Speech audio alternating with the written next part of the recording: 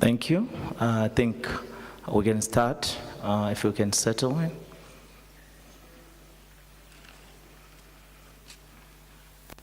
Good afternoon. Before we start, maybe I might introduce myself. My name is Innocent Gombochuma. I'm the CFO of SACWA, and I'll be the program director for this event today. Again, I think just a few logistical issues. Ablution facilities, you can go on the right. For ladies, you turn right, and then for gents, you turn left.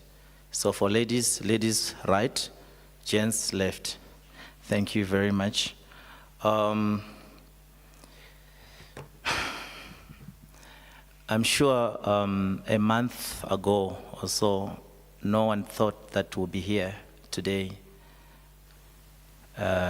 for the memorial service of Professor Peliwe Lolwana, who was the current board chairperson of SACWA.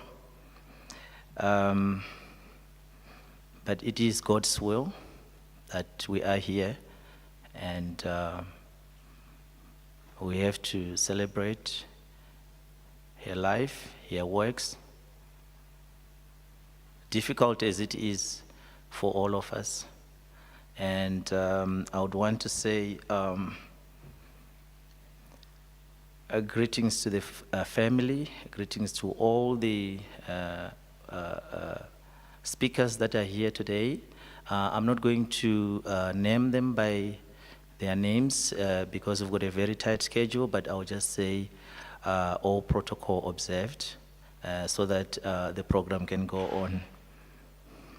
Dear friends and family, we gather here today in grief and love to remember the life of Professor Peliwe Lolwana and to support one another during this difficult time. Our first speaker to obviously welcome us all into this venue, and we have worked very well with Prof. Is the representative from the Wits School of Education, Professor Perumau. Professor, please come to the stage.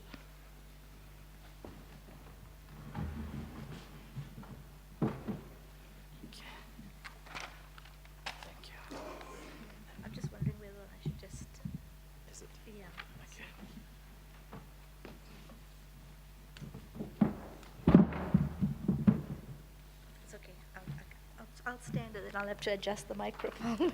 Can you hear me? You certainly can see me, I know that, yes. Good afternoon, ladies and gentlemen. It is my but it's a privilege to welcome you here, but under very sad circumstances. The Wits School of Education, and especially the Real Center, was very closely associated with Professor Peliwe Lolwana. And thus it is with saddened hearts, but with fond memories, that we want to welcome Professor Peliwe's family, her friends, her colleagues to the Wits School of Education. She was certainly a luminary in the field of education, and in this event that is being jointly hosted by the Wits School of Education and the Real Center at the Wits School of Education and the South African Qualifications Authority, we want to extend a very warm welcome to you. We are very honored to have the CFO, Mr. Innocent Gombochuma from SACWA. We acknowledge the presence of Bishop Paul Verreyn, Dr. James Kiwi, families, representatives, the daughter Kungrecha and the son Sivan, the rest of the University of Witwatersrand, with a very special regards from our Dean of Faculty, Professor Mucha Basemwa, the Wits Students Association, the Higher Education, Science and Innovation Minister, the Quality Council for Trades and Occupations, Council for Higher Education, Umalusi, the South African Qualifications Authority, and all of our guests joining us online. And of course, you will meet some of the other guests who will also pay tribute to Professor Peliwe. So we just want to welcome you, although difficult and painful circumstances, just by reading through the list of, and it's a very limited list of people whose lives Professor Peliwe has impacted on. We want you to know that we bear the grief and share the sorrow, but we also want to celebrate a life that is well lived. So Professor Peliwe's passing in December 2023 has left a void in all of our hearts in the educational world. And she was a visionary leader. She was dedicated to expanding education opportunities, and her career spanned South Africa's education system. And her commitment to research-driven policy solutions led to the creation of the Real Center at the Wits School of Education. It was in 2022, at the 10th celebration of the Real Center, that I had the honor and privilege of making the acquaintance of Professor Peliwe. And what struck me in all of the accolades that were bestowed upon her and the two other women that have succeeded her as directors of Real is that she was just dedicated to unstinting pioneering work against bureaucratic and financial odds. And that is actually what saw the establishment of the Real Center. What looked like a pipe dream that was jeered and was not given enough attention has now become a center that is internationally acclaimed. And so we are very grateful for her pioneering spirit and that she was willing to be brave enough and courageous enough to stand up against all odds. She was blessed with a very unique talent for revitalizing and transforming institutions, and this is evident in the transforming of the Central Organization for Trades Testing into Ndelela and leading Umalusi's evolution.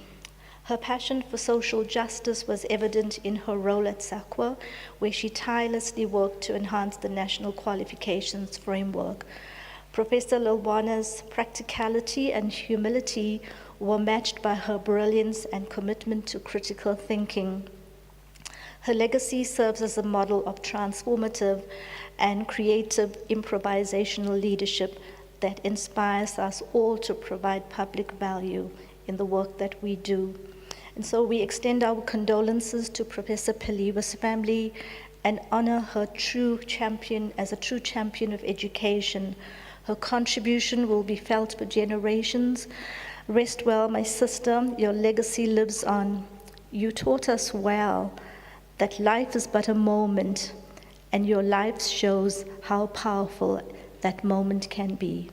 And that you will find on the cover of the program. Thank you, sir.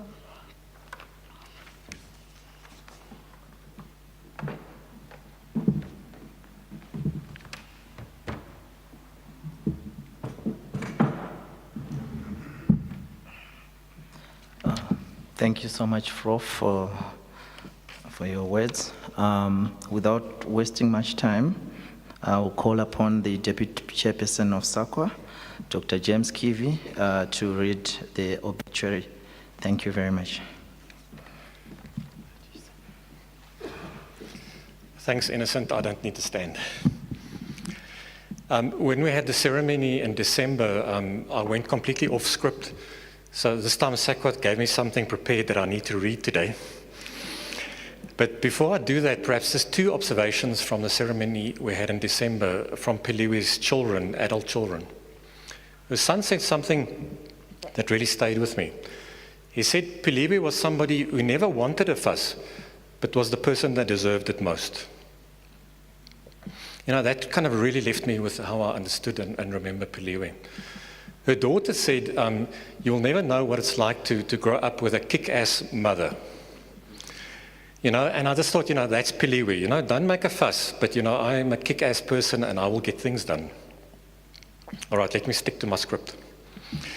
Professor Peliwe Lolwana, formerly Somyalo, recently retired as founding director of the Real Centre. Also, she's also currently, until her passing, the chairperson of the SAQA board and many other education entities of national importance. She passed away sadly on the 18th of December in a very unexpected way. Peliwe was born in Balasi Kumbu in the Eastern Cape. She obtained a teacher qualification from Shawbury Teacher Training School and later a BA degree from the University of Transkei. I think if I ask you how many of you are teachers in the audience, many of you would put up your hands. It's always good to see, what Peliwe's roots were.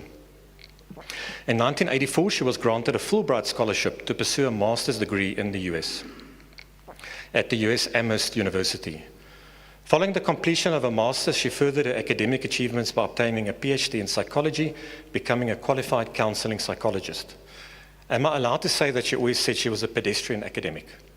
I remember that so fondly, eh? She was much more than a pedestrian academic. Professor Lolwana played a pivotal role in the shaping and reshaping in the South African education and policy landscape after apartheid and before. This was particularly evident in her contribution to the National Qualifications Framework and her leadership roles at Umalusi, the QCTO, as well as at SAQA. And many of the people will talk to this today. In her most recent efforts, she spearheaded a crucial initiative to review the NQF.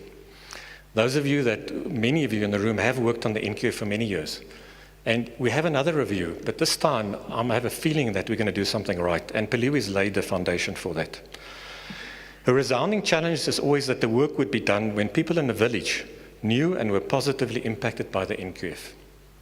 This is a question we all need to ask ourselves when we do all the policy work that we do. Describing her mother, Leslie Lolwana, shared, "My mother was adventurous and enjoyed traveling with her family, visiting every continent except Antarctica. Despite her prominent status, she remained a simple person, preferred traditional food and avoiding formality in attire." I'm sure we don't have to go into the detail of the attire. She danced to her own rhythm. This is really, I think, an important fact. The CEO of SAQA reflected, and Nadia will talk in a few minutes as well. Prof. Lolwana was a unique blend of an esteemed academic and a visionary policymaker. She was a trailblazer who was never afraid to raise her voice to challenge the failures of the system, and equally open to hearing the voices of those with alternative views and well-conceived arguments. You can disagree with Peliwe, but you better have a good argument. I think many of us were on the receiving end of that, and it was a constructive discussion. The chairperson of the CHE, and we do have a CEO here as well today, notes the following: Peliwe was an academic par excellence with a sharp mind, an incisive thinker, capable of injecting robust critical views into education debates and discussions, without fear or favor, and always in the interest of building our society and the people of South Africa, for whom she displayed enormous love. Professor Lolwana's legacy will shine long and bright, based on her unwavering dedication to closing the divide between higher education and the professional realm, her outspokenness and capacity to speak truth to power, and her commitment to research in the fields of education and labor. Most of us, if not all of us in this room, were mentored by Peliwe in one way or another. We have a commitment to build that legacy that she left us in that foundation. And as SAQA, and the work we're doing at the moment, we are keeping an eye on that vision and where we need to go forward with it. Peliwe is survived by her children, Kongeka, Salasiwe, Sivene, as well as 5 grandchildren, Bathle, Batandwa, Lilitla, Zanuvuyo, and Zuku. Thank you very much.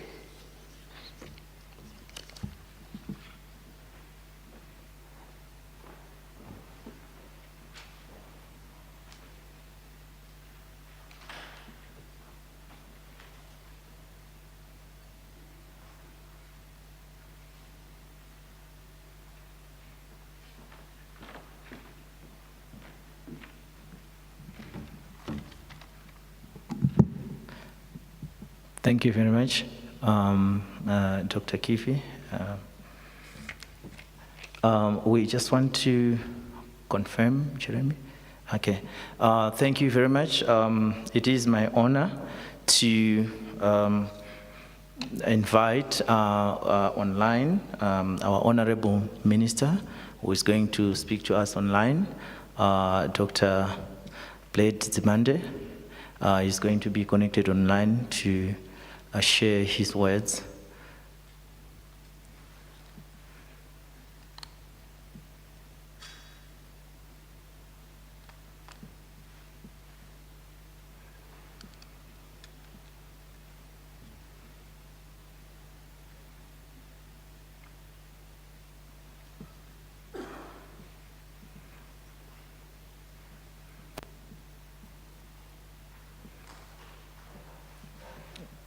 Yeah, they are still just getting the connection right.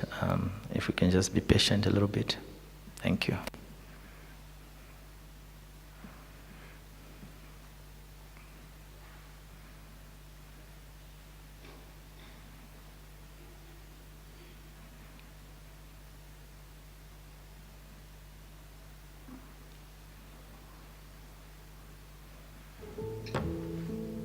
Hello?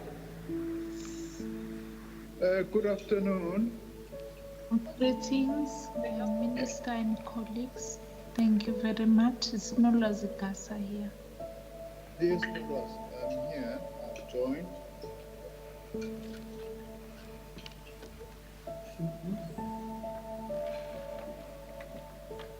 You're not going to project. The project. You need to unpraise it. Just quickly. Sorry. What volume? Just mute. Just mute yourself. Mute yourself.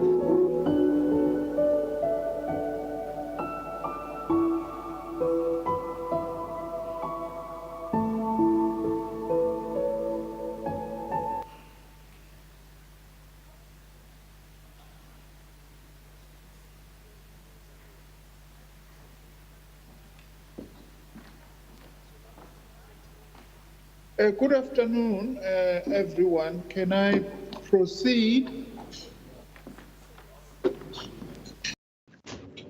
Yes, Minister, you can proceed. Program Director, let me also greet Dr. Mafura Gomez, the CEO of Malusi,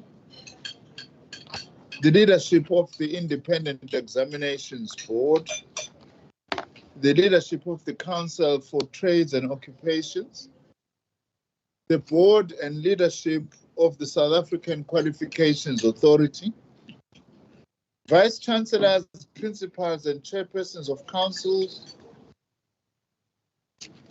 Most importantly, the Lolwana family and close friends, colleagues and friends. Professor Peliwe Lolwana was a distinguished academic, a committed intellectual, and a patriot. Over the years, she made immeasurable contribution to shaping the policy architecture of our post-school education and training sector. Indeed, myself, like many of my colleagues, were shocked at what looked like sudden passing away of Professor Lolwana, and it's a huge loss in the education sector generally, but for us, particularly in the post-school education and training sector.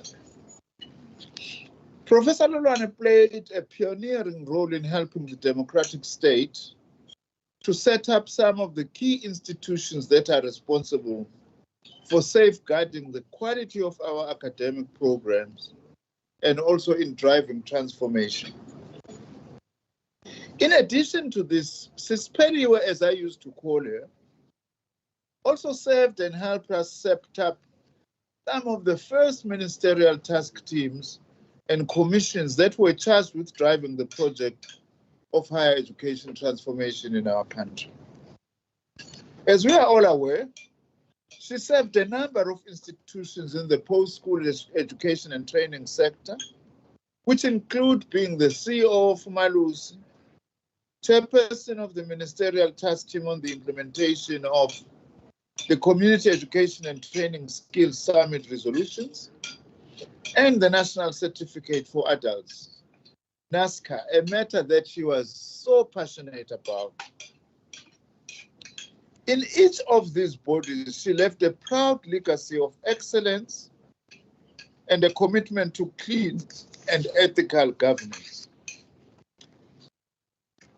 Sis Peliwe was one of the few academics who dedicated her entire adult life to advancing adult education and will be remembered as a true champion and practitioner in advancing lifelong learning. Therefore, given a monumental academic and leadership legacy, it is no exaggeration to say that Professor Lolwana was a solid role model for young Black women professionals, both within and outside our PSET sector. I wish to say also that I think it is incumbent upon all of us, both in government and outside government, in academia and in communities, that we find a way to honor Professor Lolwana with a symbol and something that will make her never to be forgotten in our country. I can't think of anything now. I do invite that colleagues who are working with her, perhaps we can come together and discuss how best do we think we can try and immortalize Usis Peliwe and her contribution. She was a very modest person. I know that she possibly would not have entertained this idea if we were sharing it with her alive. But those of us who are left, it's important that even if we name a program or something in honor of this distinguished lady and comrade, I dare say, in the education sector. I also liked Usis Peliwe because she was very engaging and she was very bold in stating her own ideas, by the way, irrespective of who or the status of the person that she was talking to. She was saying, Minister, sometimes you say, Minister, I hear you, but I really beg to differ because this is actually what my view is. That was Sis Peliwe. And she had such depth and insight into the issues that she would be engaging around, that even if she disagrees with you, you dare not listen to her. And also in that disagreement, you also learn something out of her own arguments. In conclusion, as a country, as I have said, we owe Professor Lolwana an incalculable debt of gratitude for her lifelong commitment to excellence and service.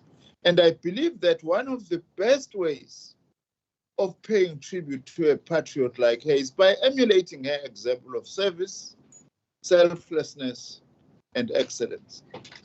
I wish to convey on behalf of both my departments of higher education and training and the Department of Science and Innovation, and from myself and my family, to convey my heartfelt condolences once again to her family, friends, and colleagues. Let us continue to honor the memory of Usis Peliwe by doing what she was doing and what she loved best, and ensure that her contribution will have a long-lasting effect in our country. I thank you very much.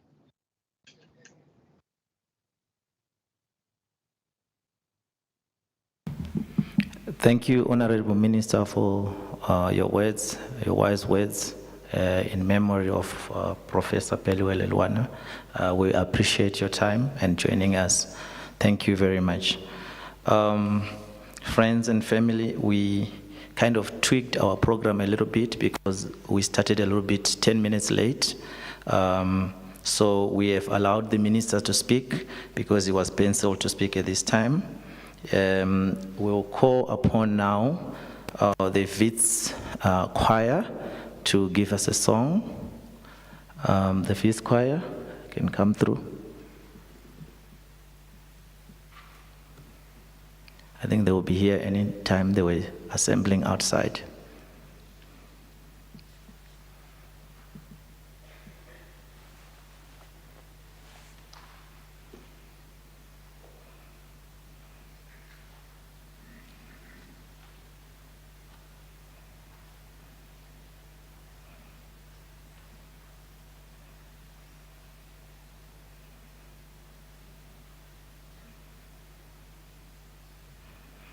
Okay, I think maybe they're still organizing themselves. If, in the interest of time, maybe we can continue, and then once they are ready, we can allow them to give us a song.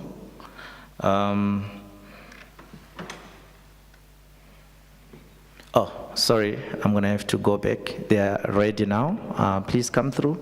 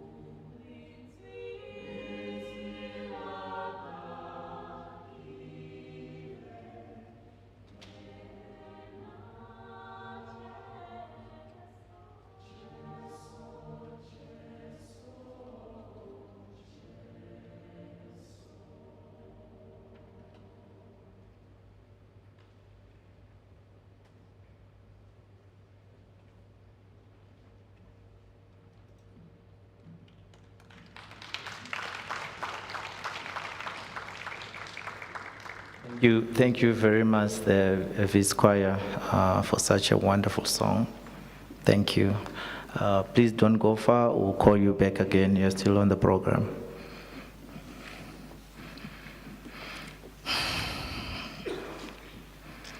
Our next speaker to give tribute is Prof.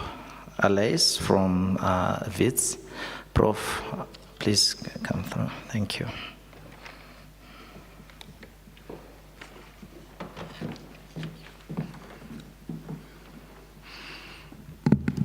Afternoon, everyone. And thanks, Program Director. As Prof. Perumal has already said, we at the Real Centre feel Peliwe's loss particularly strongly, because we wouldn't exist if it wasn't for Peliwe. And I personally feel her loss very strongly, because my career would have been completely different without her. She found me working at Sadie and commissioned Sadie to do some research and said to me, no, you have to, and I do need you to continue doing this research, but you have to do it at Umalusi. Can you please move?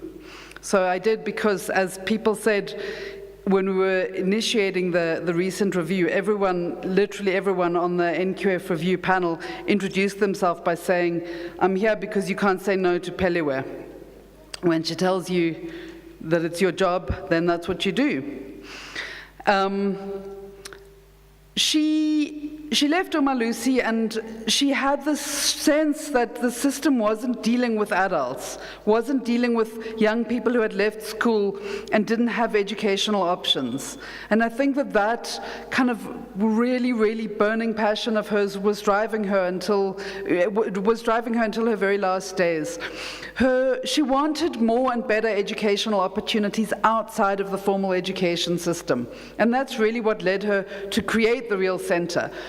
And I think, she was really a doer, but she also saw the value in academic research. And she really believed that policy solutions required more thoughtful and engaged research. And that's what led her to create the Centre at Wits. And, the fact that she found this organization that had been a really powerful organization in South African education, the Education Policy Unit, but had kind of passed its zenith and saw a new role for it and saw a new possibility for it, and had no, the minister has already said that she just didn't stand on status. And I think that James also mentioned the words of her children, that she had no sense of that she had to be treated with pomp and ceremony. She went from being the CEO of a very important government organization to a tiny little dusty office at the back end of Wits Education Campus, and she thought nothing of it and took this institution and created it to be what it is today. She saw an opportunity to build something new, productive, and really capable of adding significantly to national and international debates. And although it initially remained the EPU, she realized, with a new research focus on education and work, she realized that actually she needed to change the structure. And anyone who has worked at a university will know that changing or creating or basically doing anything that involves the university bureaucracy is not for the faint-hearted. But she did it patiently, systematically, dedicatedly, and she emailed me. I was then in Edinburgh at the Centre for Educational Sociology, and she said, you have to come back, I'm creating a new research centre, this is what it's doing, and you have to come and be my researcher. So what could I do? Here I am. And her thinking drove our research agenda. And today, Real is a flourishing research centre with a flourishing postgraduate program with a large number of master's and PhD students from across South Africa and across the African continent. And many people, including in our school, had no idea what this agenda was all about. Many people in the university couldn't understand, even in our launch, I remember at the Origin Centre, just couldn't understand what it was that she was trying to do, but she just kept going. And the Real Centre was one of her many thriving children. And like all good parents, she didn't feel the need to control her child, but left it in other hands, but always remained close. She was always a quick call away. Prof. Perumal has mentioned that she was at our anniversary last year. She was always available for events. At the time of her passing, she was working with us on a research program exploring community colleges as possible sites for second chance matrics and thinking about work opportunities for young people in rural areas. I think it's already been said that she was respected universally in all organizations that she led. And you know, the ways in which she didn't stand on ceremony and drew ideas from everyone in an organization. And you know, I just want to acknowledge the huge debt of gratitude that Wits and the Real Centre owes to Peliwe for the invaluable contribution that she made to our centre's existence, to its direction, and to its significance in national and international policy formulation and debates. And we send our heartfelt condolences to her family, other colleagues, because as everyone knows and as everyone will see in the tributes who are speaking here today, there's many organizations in South Africa that want to claim Peliwe as their own. Just in concluding to say that, as it says in the program, her fighting spirit, wisdom and commitment, and her unending dedication will be cherished and will remain a guiding light to us all. And we will strive to make sure that Real always remains a tribute to her leadership and her energy, and we will work to ensure that her vision and dedication continue to shape the future of South Africa's educational landscape and to uplift young people, particularly those on society's periphery for whom she was most passionately fighting.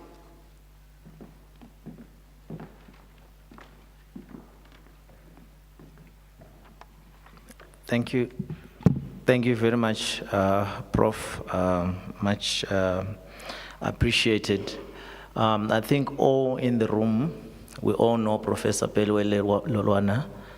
And as I looked in the room, not seeing anyone with her famous t-shirts that she normally would like to wear. We're all looking, oh yeah, thank you very much. Thank you very much to those who are having the t-shirts. That was a signature as a very, very simple person, you know, so we really appreciated her. Our next speaker is going to be a student from Wits, Gift Lukomo. Gift, are you here? He's here. Thank you very much. Good afternoon, everyone. In my language, it's closer. We make it simple. There's an equivalent to say all protocol observe. We simply say inganga nentsibazayo. That is this closer. Right. I met Professor Lolwana here at Wits. I had seen her before in other various meetings that I've been to, but I interacted with her closely when I became a student, and she became my supervisor for my doctoral studies. And together we were in a new journey that we knew nothing about. She had never had a student before to supervise. I had never done a PhD before. So we had to find a way in this new path that we both don't know so much about. And it was not difficult to walk in that path with her because she was a humble person. She did not give me the attitude of know-it-all. When she didn't know a thing, she would invite other people to come and assist us when we get stuck. She'll invite other people to come and help us in this aspect, and when we cross over, we continued. So she was humble like that. I I met her at a time when I realized that she was known in every corner of education in the country. And it was difficult for me to have an opinion because she was a person of a higher stature. And when I came to her, I proposed that I wanted to study massification in higher education. And she had this idea that other speakers have spoken about, the idea of young people. And she says, Gift, what do you think about the young people that are nowhere? And those of you that have studied education, our work is to, bash the government for not doing certain things. So we study people that are in class, that are in institutions. So here was I was about to study young people nowhere. Who do you blame for it? And how do you even make sense of it? Where do you find them? And how do you find them?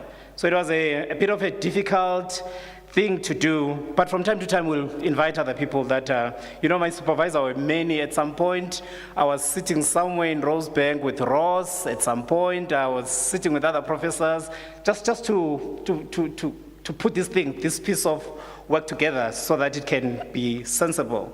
So, as we celebrate her, I wanted to say that she was an authentic person, very committed, insightful, reflective, and inspiring.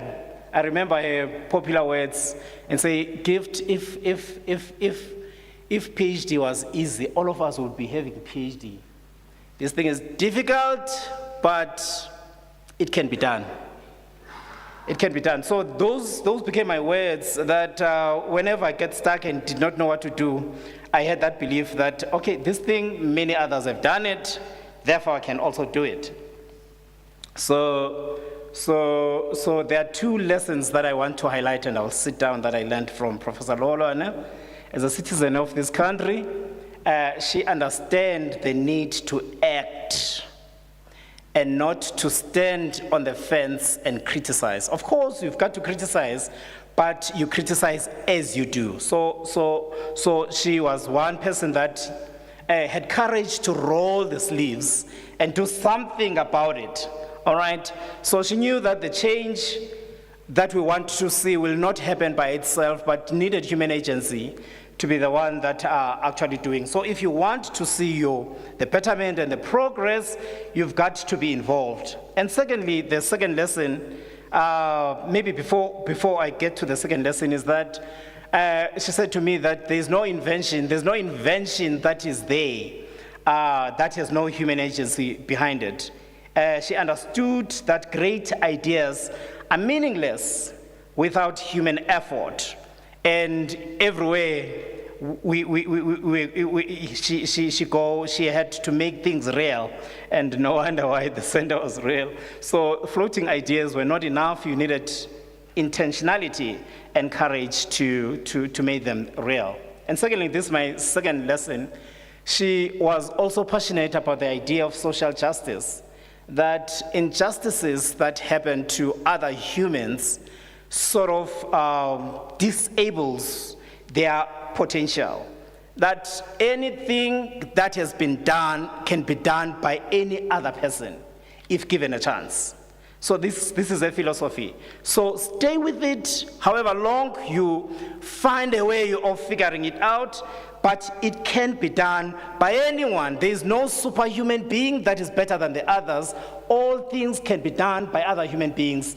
You need a chance, you need opportunity, resources, and the support that you need. Those are the three things that you need as a person. That is Professor Lolwana. Those are the two lessons that I learned from here. So Prof. Lolwana, to me, was not just a supervisor. She was a source of inspiration, a beacon of knowledge, and a constant pillar of support. She impacted immensely on my academic and personal development. And I'm honored to have had a privilege to being her first student. I thank you.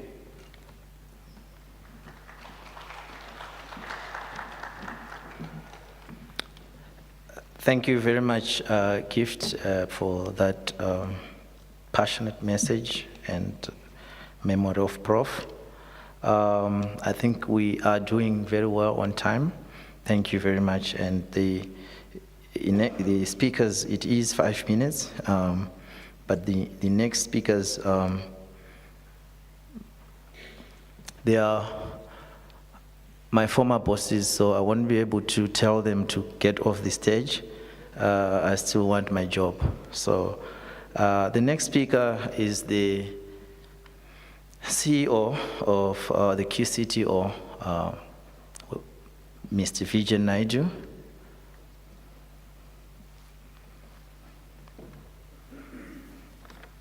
Thank you, sir.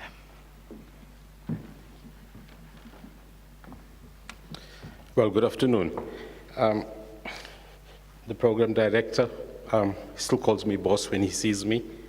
And the one thing I've learned is never send anybody to another organization to help them.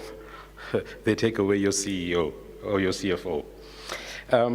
Dear family, friends, and colleagues of Professor Lolwana, I am indeed humbled to stand before you today to convey on behalf of the Quality Council for Trades and Occupations, its management and staff, as well as my personal family, our condolences on the passing of Professor Lolwana.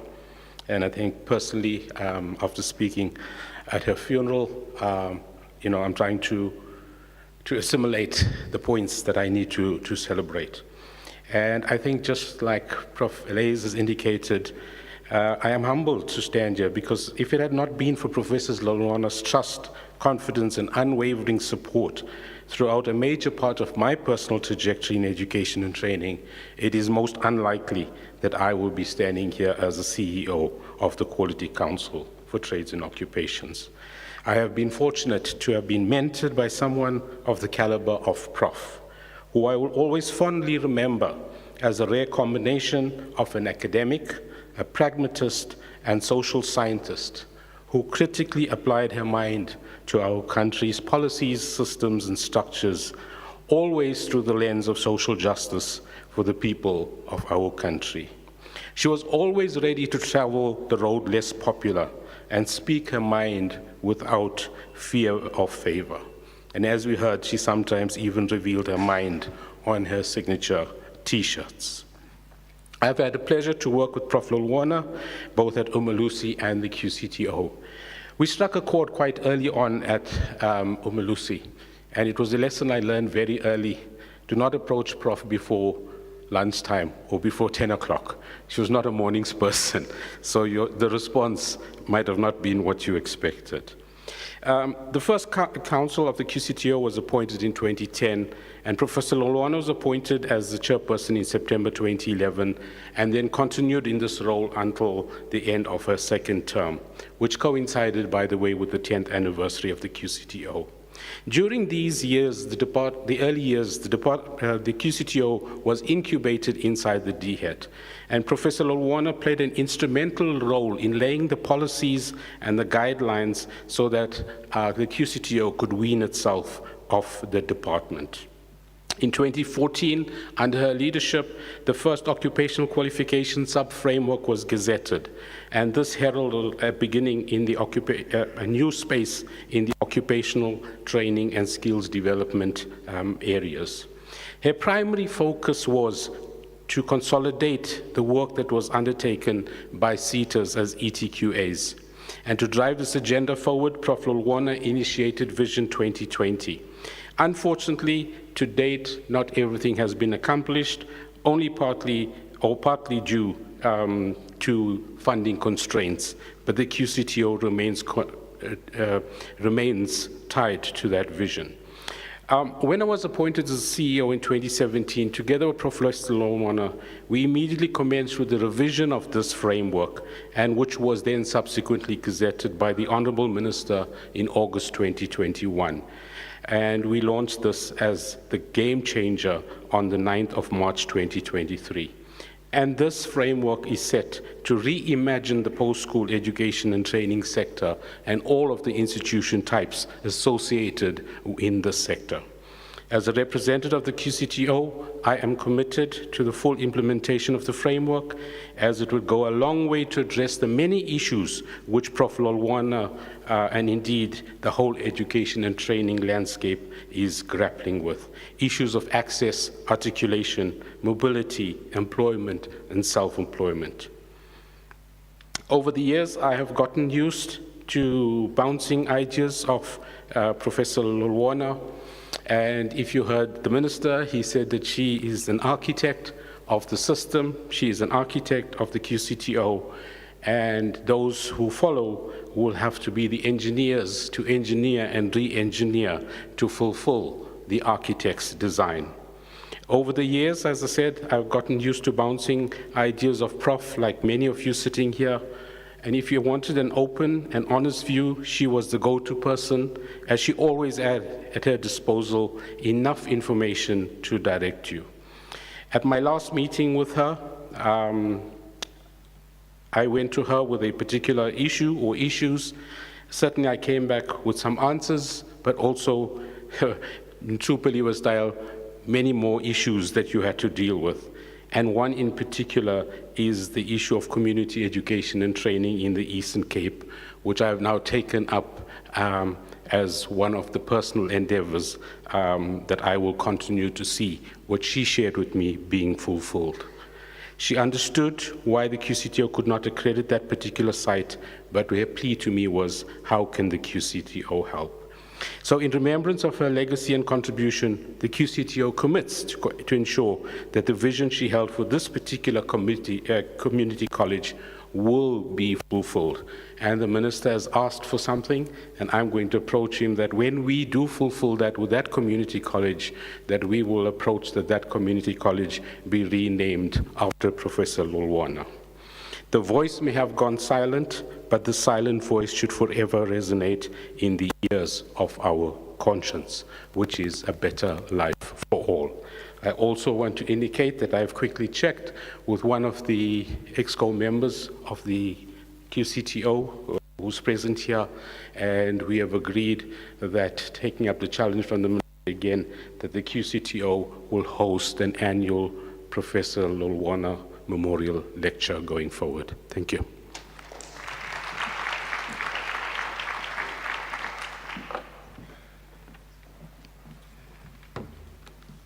Thank you so much, Mr. Naiju, for acknowledging the work of Professor Lolwana.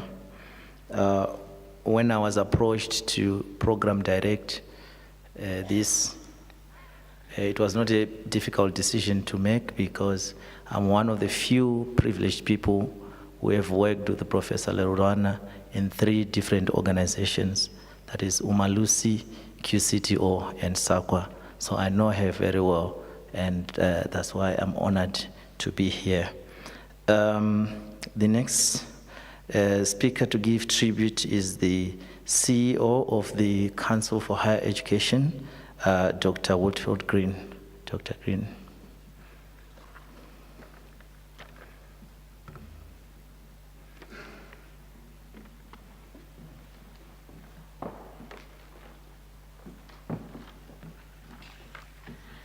Thank you very much, Innocent, and good afternoon to the family of Prof. Lolwana and to all our friends and colleagues who have joined us today. On behalf of the Chairperson of the Council on Higher Education, Reverend Memani Sedile, Council members and CHE management, I extend heartfelt sympathies and well wishes to Professor Lolwana's family, friends, and her many colleagues in higher education. The CHE was extremely saddened on the news of the loss of Professor Peliwe, a widely recognized giant in the higher education sector, a patriot and a stalwart.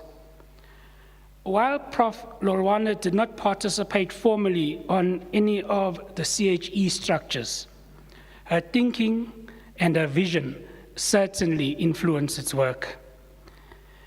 As we mourn the loss of Prof, we also celebrate the enormous contribution she has made to our country and to education. She has left an indelible mark on our thinking, on our policies, on our systems, and on our structures. And there are not many who can match her contribution. Peliwe was an academic par excellence, a sharp mind, an incisive thinker. But she was much more than just an academic. She was also a mentor to countless younger people for whom she invested much interest and energy. There are many academics, educationists, and administrators in leadership positions today who have benefited greatly from Peliwe's wisdom and her guidance. Her no-nonsense attitude, her intolerance of cumbersome and meaningless bureaucracy, and a commitment to action and getting things done were hallmarks of her character. Peliwe was a connected person and a connecting person. She understood the power of network and collaboration, bringing the pieces together so that the whole can take shape and the whole can function. As a leader, Peliwe helped to reshape our education policy and its landscape, always having the ability to reflect critically on the directions we were taking and to lead change of direction when that was needed. This is especially true in the context of the work that she undertook in the National Qualifications Framework and through her leadership roles at Umalusi, the QCTO, and SAQA. She played a massive role in the development of the National Plan for Post-School Education and Training, which has recently been published, especially the work of the community colleges aspect of that plan, a sector close to our heart. Most recently, she was leading a critical exercise of reviewing the NQF, injecting fresh thinking and new directions to invigorate the space, work that must be completed in the spirit of what she intended. Prof's life and work was always underpinned by a strong commitment to social justice, but it wasn't just rhetoric. Something that she said will stay in my mind forever.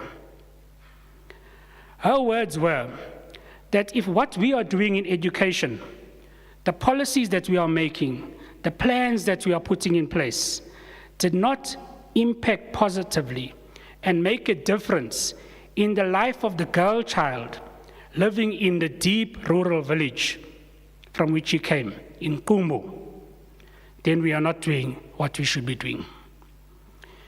It is incumbent on us in our memory to continue to work towards a more just, equitable, and free South Africa, where all of its people can strive, where all of its people can thrive and live dignified lives. Certainly, we at the CHE are committed to this vision. We wish the family strength during this difficult time.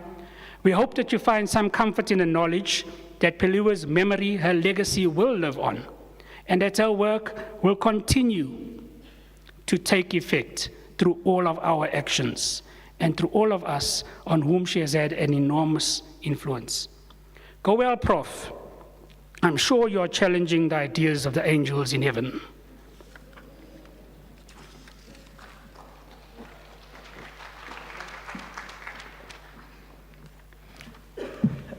Thank you, Dr. Green. Thank you very much, much appreciated. The next tribute is going to be from Umalusi, and I'll call upon again my former boss, Dr. Mafura Kometse. We joined together in 2009, and I left Umalusi. Thank you, sir.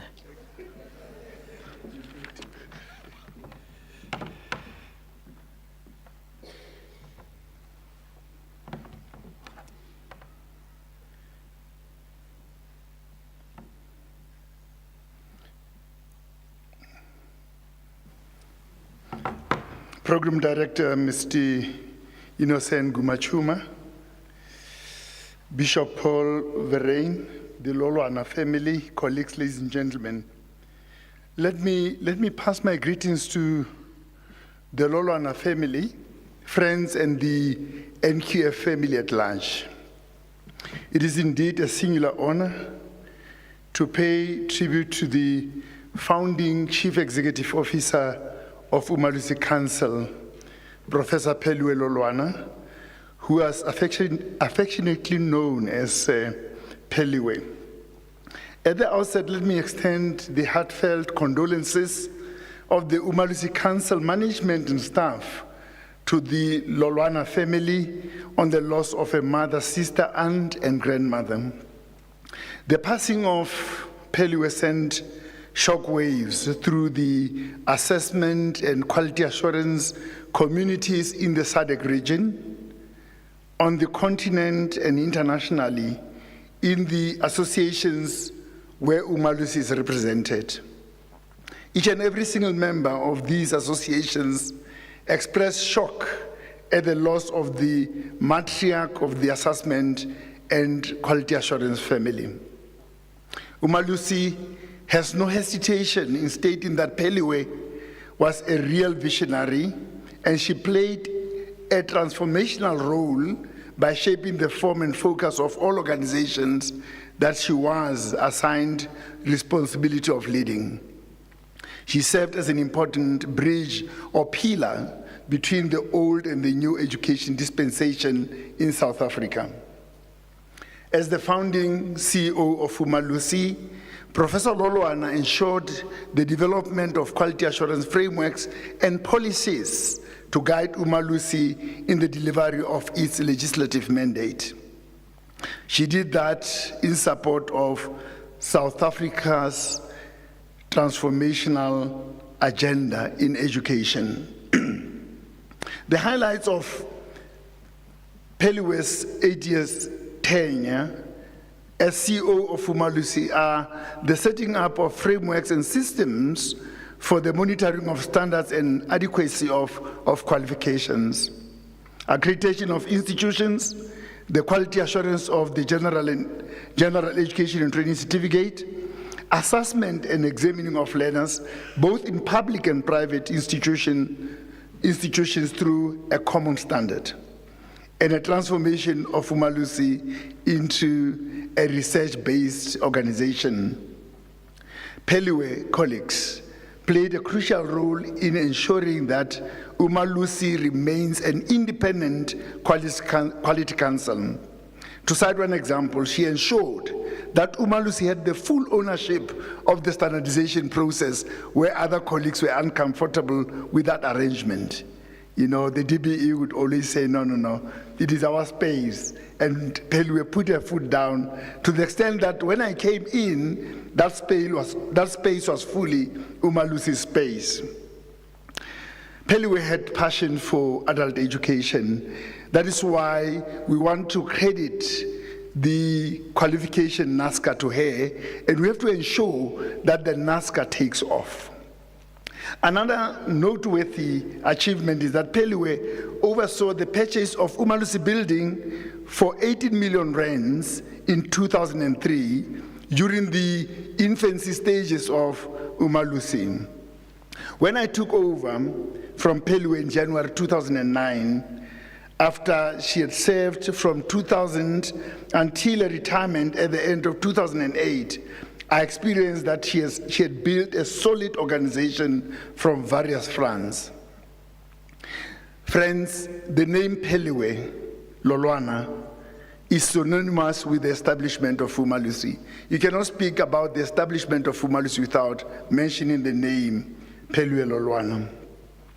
It was during her tenure as the CEO of Umalusi that the organization issued under her signature over 3 million certificates to qualifying learners. It was Peliwe who said, for you to be functional and effective as a citizen in South Africa, you need 2 documents, the ID document and the matric certificate. She was indeed the NQF family's matriarch. Umalusi was privileged to spend the whole afternoon of the 24th of November, 2023, it was a Friday, with Peliwe. She had come at Umalusi to come and bid farewell to Dr. Fred Kallets, who was the CEO of SAFSET. Little did we know that that was the last time we saw Peliwe alive. She had come to say goodbye to all of us. Peliwe's name and character are in the very DNA of assessment and quality assurance. Just like us today, future generations will enjoy the benefits of her work. Colleagues in the African continent have very fond memories of Peliwe, and that she was a no-nonsense person, and she was a person who would take no for an answer. One colleague of ours from Uganda, I related the story at the burial service, but because of time constraints, I did not finish the story. Then Odongo says she remembers Peliwe for her brilliance and forthrightness on what she believed in. He also says, I remember Peliwe's love for Ugandan pineapples, and that Peliwe once made him to carry pineapples for her, 2 large pineapples for her, from Kampala, Uganda, to Gaborone, Botswana. The part that I did not relate at the burial service because of time constraints is that Dan Odongo arrived with the pineapples in Gaborone. Unfortunately, Peliwe did not arrive on the first day. Now, he had to keep the pineapples in his hotel room, and they became smelly. On the second day, he was looking for Peliwe at the conference, and unfortunately, Peliwe did not pitch up. Now, the smell of pineapples was growing stronger and stronger in her room. But knowing Peliwe, Dan Odongo was debating whether she should give her pineapples away or not. And he feared for the worst if Peliwe were to pitch up and the pineapples were gone. The second day ended, Peliwe did not pitch up. On the third day in the morning, Dan Odongo says when he did his morning prayers, he prayed that Peliwe should arrive. Lo and behold, Peliwe arrived in the afternoon of the third day, and the pineapples were still intact, but the room was smelly. We thank the Lolwana family and friends for allowing Peliwe to dedicate her whole life to shaping our understanding of what it means to be in education and training system. She has served her country diligently. In sorrows, my God is still in charge. In chaos, my God is still in charge. In pain, in sickness, in storms, in death, my God is still in charge. Under the circumstances, I quote the penultimate verse in the Bible. It says, even so, come Lord Jesus. Even so, come Lord Jesus. In my language, it says, "Ei, tloho morena Jesu." Amen.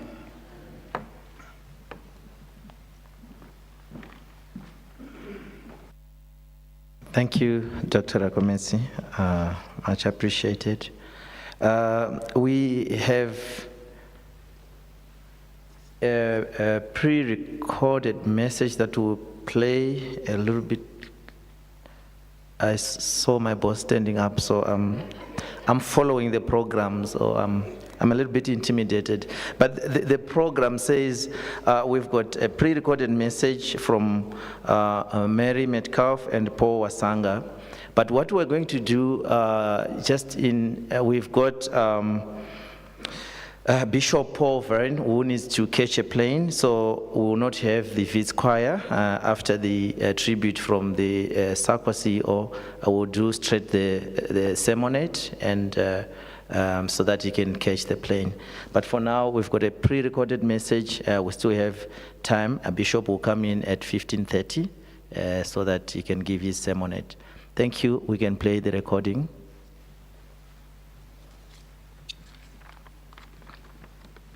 I am so sorry that I can't. I am so sorry that I can't be at this memorial service.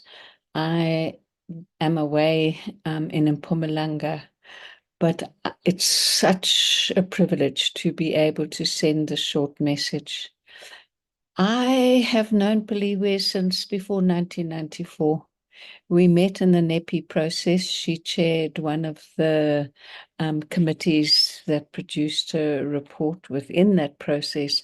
And over time, we became really great friends. I am going to miss her. We also worked together professionally in many contexts. Most recently, she was on the board of an organization that I'm currently leading called PILO.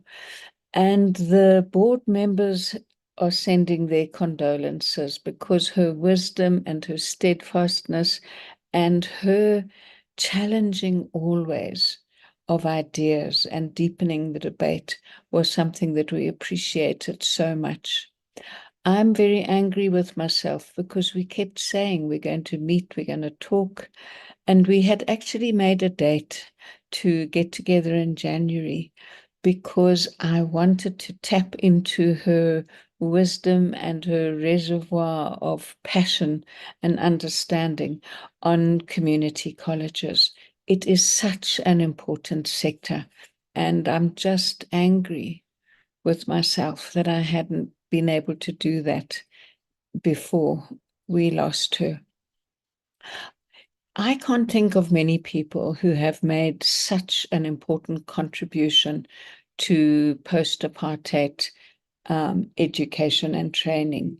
I can't think of many people who have built so many institutions, who have contributed to the growth of so many individuals. The work she did in Umalusi, the work that she did in the QCTO in Sakwa, the work that she did in the IEB, everywhere she worked, she was pursuing a passion for making our dreams of an integrated education and training system a reality. When I was at the funeral, I kept thinking of people who couldn't be there, who I knew she had worked with such commitment and contributed to their growth. She supported so many people. Of course, many of the people who spoke at the funeral were able to reflect on that, but I was particularly conscious of not having Matsaleng there because that was just before Christmas. For me, the funeral was such a joyous event. We remembered her humor, we remembered her authenticity, her constant challenging of the taken for granted, of her challenging of lazy thinking, of how all of those ways of challenging the taken for granted were expressed so cheekily on her T-shirts. It was wonderful to remember that. I personally took great inspiration from being reminded of her commitment to young people in marginalized contexts and the way that that drove her with this mantra that she would not rest until the NQF worked in the lives of young people in her village. And that is something that we all have to recommit ourselves to, the vision of a system that worked for everyone and created pathways. I cannot tell you how much I admired and loved Peliwe. She was a truly great human being, and it was a real privilege to call her my friend and to work with her professionally. Good morning, fellow mourners. This is my tribute to my dear departed friend, Professor Peliwe Lolwana. It was with profound shock for me to learn the passing on of Professor Lolwana, which I learned from Dr. Akomezi. I met Professor Lolwana way back in the 90s during the many conferences which we held together for the Association of Educational Assessment in Africa. Because of our warm character and attention to details, which are the characteristics I admire, even today, we developed a very good relationship. Indeed, we worked together on many professional fronts, particularly in ensuring that the Association for Educational Assessment in Africa grew from bound to bound. Professor Lolwana was, I would say, a mentor to me as I took over from her as the Secretary General of the Association of Educational Assessment in Africa, to which she gave me a personal support until I became the president of the association, even way after she had left the CEO of Umaluzi.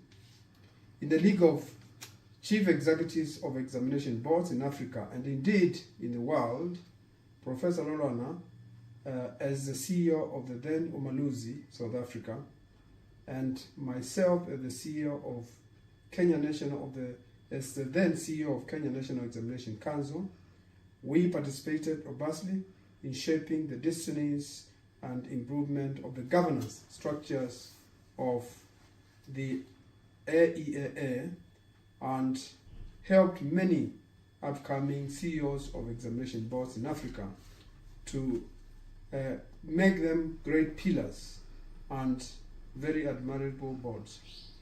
She was a pillar in the world of psychometrics and assessment of learning outcomes.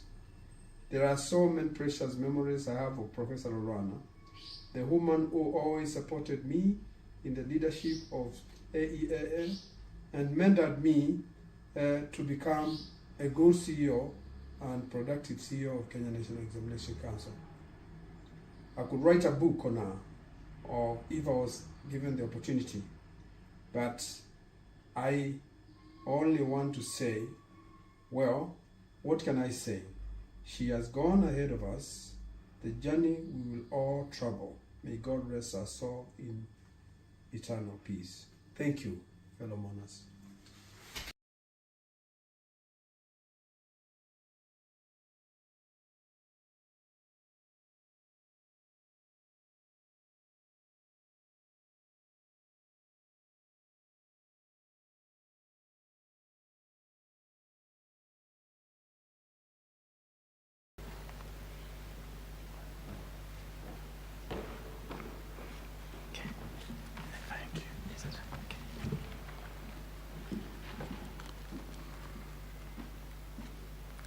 It's quite a thing to be horizontally challenged.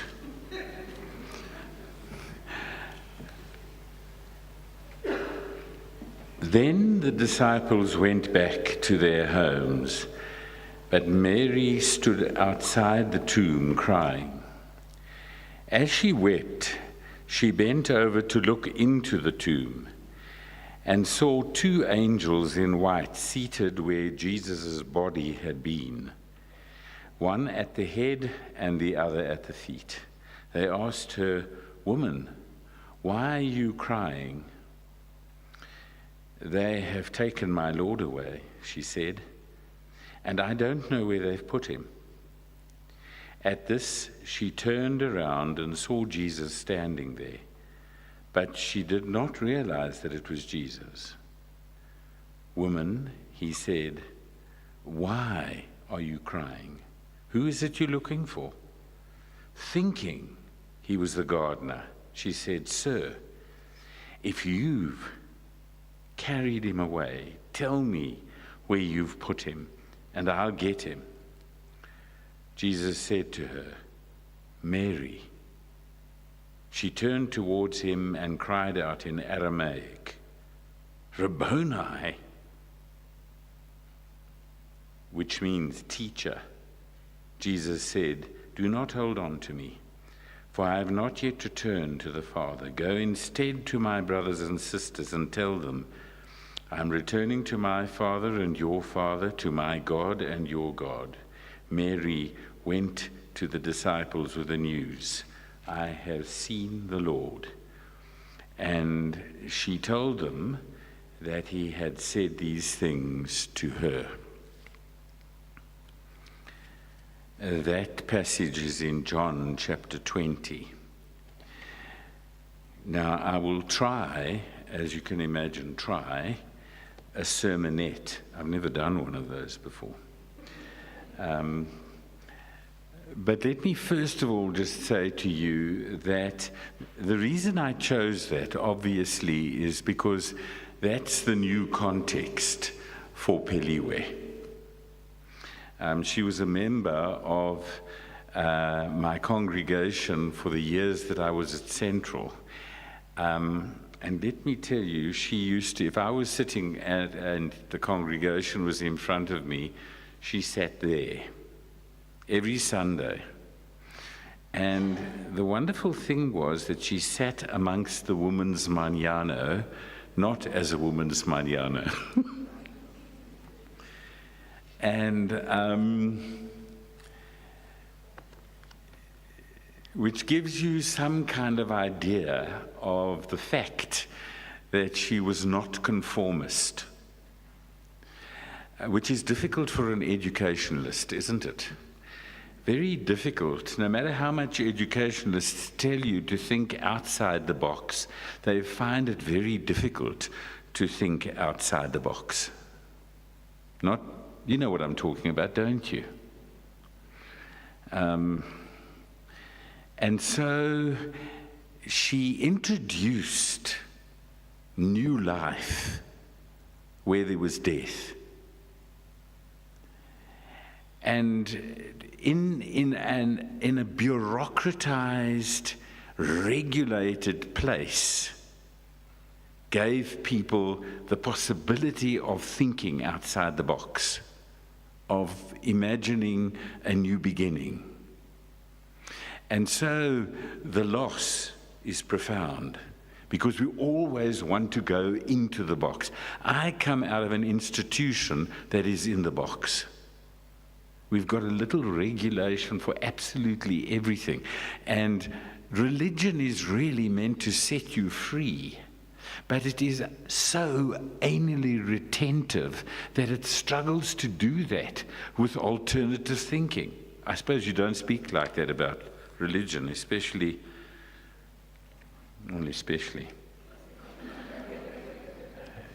And so, really to say this afternoon, thank you to God, I suppose, recognizing that gift to us cannot be contained. The gift of creativity, the gift of new beginnings, the gift of, let me say, my creative mind says to me, it's interesting that this is a scene in the garden, which is where it all began, and then was manipulated into all sorts of stuff by humanity, and here again we're at the garden. In a very patriarchal society. And the very first piece of authority given to somebody is given to a woman. If I may just say, of quite dubious credentials. You with me? And I wonder what happened to Mary when she left there. She recognized the teacher. And so teachers really are meant to be revolutionaries. Teachers are really meant to address the thousands of children who are in this inner city and can't get access. What did Sam Isaac say to me? Access, accreditation, affordability. And I think that Peliwe had a vision of access and the right to education for everybody, even if it was under a tree. Actually, the author of all this did most of his teaching under a tree. And so, let's not turn this into the kind of memorial that ultimately manages to inject us with death. But let's go to the places of death, and they're all over ossified bureaucracies. And let us disrupt them with a new imagination of what real education is. And please remember that real education obviously is not learning facts. Real education is liberating the mind to do what it's meant to do, which is to think, which is what Peliwe did. So thank you, Peliwe. And then, obviously, there are times when, as the family present, you go back and you just feel, where is she? When death stings you and words can't comfort you, may God envelop you with a glimpse of Peliwe organizing God in heaven. I wonder if I can do my job as well and ask us just to be quiet and make our own prayers. Let's pray together.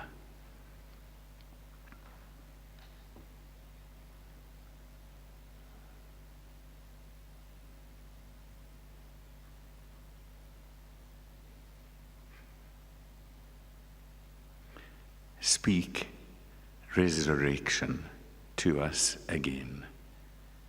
Comfort those who mourn. Amen.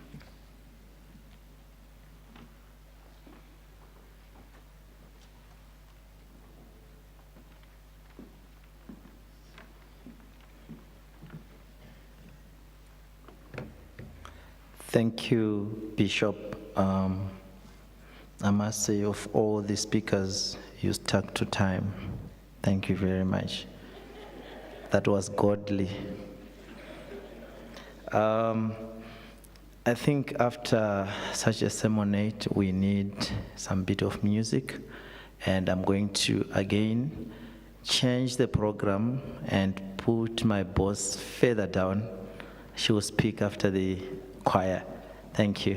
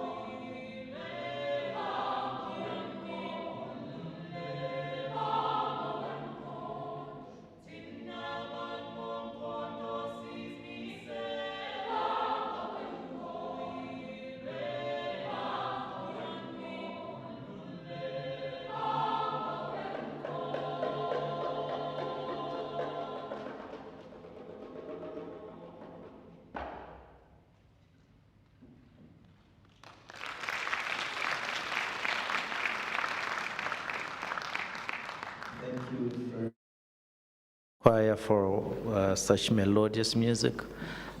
Remind me of my time when I was in the choir. I was also that good. Colleagues, I know we started about 12 minutes late. We're still doing on time. We just got 2 more speakers and then we'll be done. So I finally call my boss. I hope I have a job tomorrow because I put it down the program to come and give you a tribute. Thank you. Thank you, Program Director. Good afternoon, everybody. Allow me to observe all protocols and jump straight into this. I feel that this task that I've been given to pay tribute to Prof from the SACWA team, from our board and management, is perhaps the one that is too big for me. And I do hope that the words that I have today adequately convey the contributions and the deep impact that her passing has had on all of us. I only had the privilege of working with Prof closely as my mentor, as I know she was a mentor to many of us, but for me it was only over the last 12 months working with her closely. Of course, I knew her by reputation for a long time before that, as many of us did. And so I was a little bit starstruck when I initially met her with this big reputation.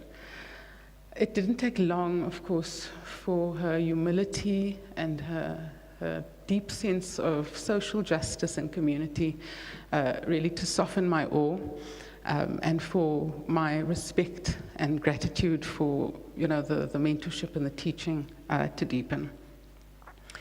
I was always quite struck by how easily she would chat to waitrons when we went to meet for coffee, scolding young people for doing various things and asking them, following up with them after periods of absence. And I was equally always surprised to see how easily she could scold very important people at high-level meetings. And she did so because she had earned their respect. So I woke in really utter disbelief on that Sunday in December to hear of her passing, having chatted to her just days before. And she had joked that the surgery at least would get her out of some board meetings, of which she was in very many, of course. It was quite common for her to joke that she was misusing her retirement by serving on so many boards and commissions, including the SACWA board. But I think the truth is, as we've heard today, is that she was always ready to serve for, her passion. Her relentless energy and intellect was always focused on achieving meaningful inclusion and social justice, and it was always towards the achievement of that goal that she worked with such passion. When she recently took leave from retirement to go on an international trip, I was quite shocked to hear that she wasn't traveling with anyone. She traveled alone. And when I asked her why didn't she take someone with, she said, no, they'll slow me down. I want to go and see what I want to see. And that was really our Prof, right? Always brave, always pioneering, always doing what she wanted and just beating her own drum. So, I mean, really, even in retirement, Prof. Lolwana remained, of course, a formidable intellectual force, a voracious reader, and a profound thinker in the field of education. She worked on many boards, and of course, the work that she did at SACWA has already been referenced. But just to maybe unpack a little bit, that Prof. Lolwana took over the reins at SACWA when we had gone through really a massive disruption after the COVID pandemic. And it was her leadership in the main that saw us through a time of serious challenges. She oversaw the review of our organizational structure with the board. She spent weekends with us in interview panels, and she would always say that she needs to go back to watch her shows, but she would give us the time that she had committed. And she led us through some really critical oversight visits to the Portfolio Committee in Parliament, and of course initiated the critical review of the NQF. Her leadership and support has given SACWA new life and stimulated myself and the SACWA team to think and work in new ways. Professor Lolwana's impact, of course, extended beyond our boundaries, and I'm glad that we've heard from some of our colleagues internationally on the continent. But of course, she also consulted and worked for prestigious organizations, on the continent and further afield. So her passing, of course, leaves a void in the academic and policy-making regimes, but her legacy will continue through the countless lives and entities that she's touched, the institutions she's transformed, and the ideas she turned into reality. In celebrating her life, we remember a pioneer whose brilliance, dedication, and unwavering commitment to education and transformation will continue to inspire and shape the future. Personally, she will continue to be that voice in my head that reminds me why we serve in the public sector, and how it is imperative for us to think, learn, and grow if we want to serve with excellence. Our deepest condolences from the SACWA board and staff to the family of Professor Lolwana. We thank you for sharing her with us for so long, and we wish her and we wish you comfort that she is in a better place organizing the angels. We pledge to celebrate her legacy through the continuation and finalization of the INQF review in her name, and of course we'll work with the QSTO and other entities to memorialize her annually. Rest in peace, Prof. You will be missed.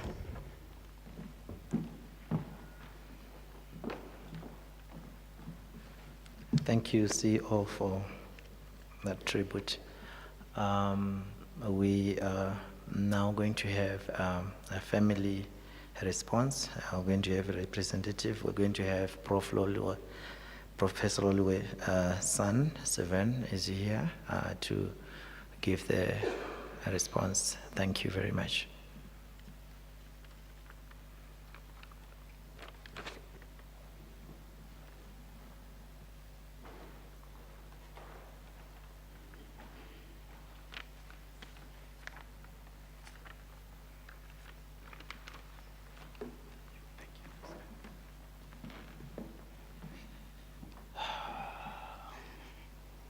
Good afternoon, everyone.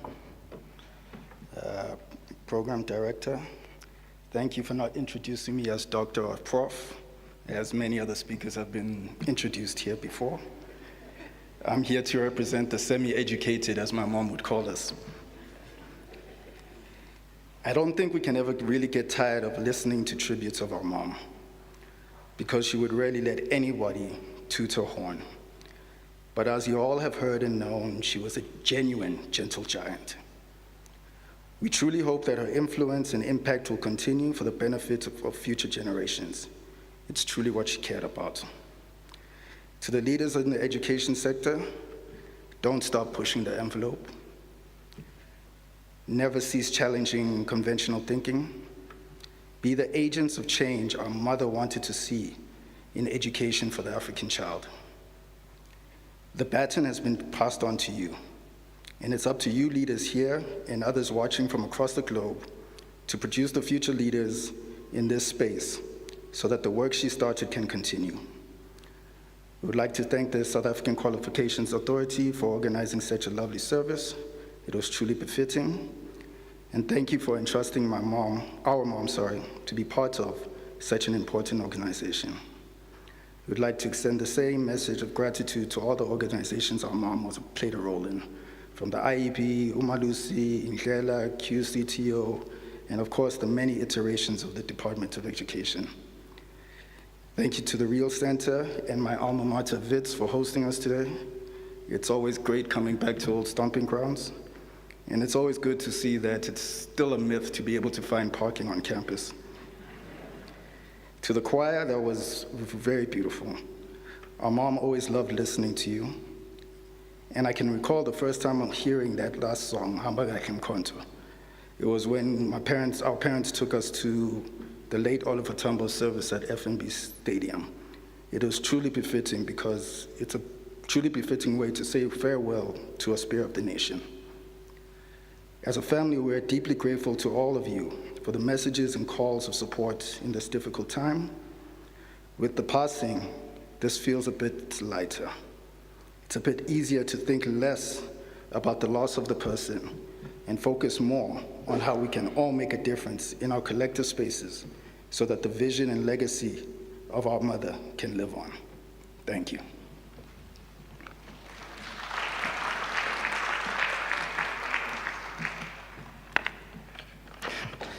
Thank you, Dr. Savin.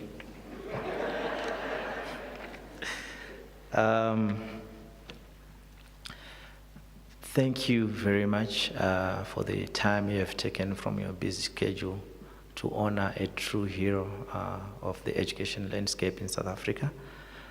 Thank you to the organizers who have given us this wonderful venue, the wonderful speakers, inspiring speeches that we're all going to take a reflection and introspection. As we close, we do have some eats on the left. Let us share and converse and talk. I see some fellow colleagues. Let us not just go, but enjoy the meal, share the meal together. I think our program ends here.